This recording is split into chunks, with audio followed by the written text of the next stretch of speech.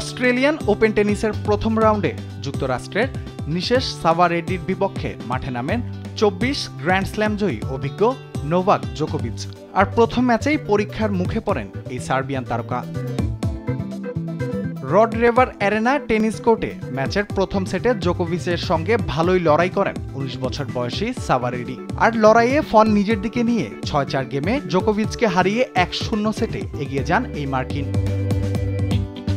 চ্যালেঞ্জের মুখে পড়া জোকোভিচ দ্বিতীয় সেটে লড়াই করেন। বাসাভার্ডিও চেষ্টা করেন এগিয়ে থাকার সুযোগটা ধরে রাখতে, কিন্তু তার সম্ভব হয়নি। 6-3 গেমে বাসাভার্ডিকে হারিয়ে 1-1 সেটে সমতায় ফেরেন এই সার্বিয়ান তারকা। তৃতীয় সেটে সাভারেডি এগিয়ে যাওয়ার লড়াই চালান, তবে চেষ্টা করেও শেষ পর্যন্ত 6-4 গেমে হেরে যান তিনি। 2-1 সেটে লিড নেন জোকোভিচ। চতুর্থ সেটে সার্বিয়ান তারকার অভিজ্ঞতার কাছে পারেননি সাভারেডি। 6-2 গেমের সহজ জয়ে সেট জিতে দ্বিতীয় রাউন্ডে ওঠেন জোকোভিচ। অস্ট্রেলিয়ান ওপেনের আরেক ম্যাচে চিলির নিকোলাস জেরিকে 3-0 সেটে হারিয়েছেন ইটালির জানিক সিনার।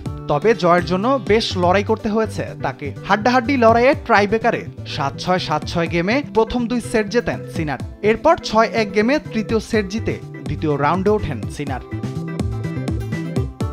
অস্ট্রেলিয়ান ওপেনে নারী এককে প্রত্যাশিত জয় পেয়েছেন জাপানের নাওমি ওসাকা।